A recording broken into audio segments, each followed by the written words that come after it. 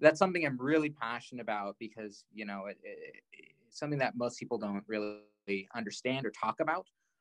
But, for people who aren't familiar with personal brand, I always like to say it's when you leave the room, like what are people saying about you, right? Your friends, your colleagues, what are the three words they describe you as?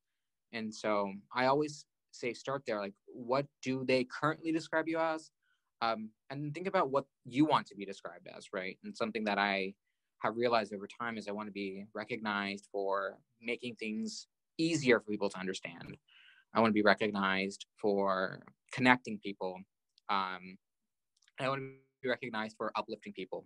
And so, creating my own pillars, really, I started to make sure that my work was geared towards that. One really key thing to personal branding is, and this is something I I remember when I started my journey with personal branding as well. I always was skeptical, right? Because there's so many people out there. It feels shallow, and you're on LinkedIn and you're just marketing yourself. It feels weird, and it felt unnatural to me. Um, and really, a personal brand is nothing without the work behind it. And when you're at your workplace, when you're in school, yes, it's great to be a storyteller, and yes, it's great to talk about the accomplishments. But if you have nothing to show for it, um, then you don't have a personal brand, right? You can say certain things, but everyone looks to your actions.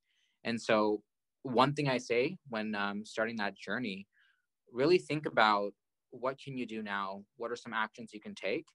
Ask people, in your community. Ask people in your network, um, their feedback on your work, on what you're doing, and that will start to inform your personal brand. Um, Listening is such a key component in helping you develop that.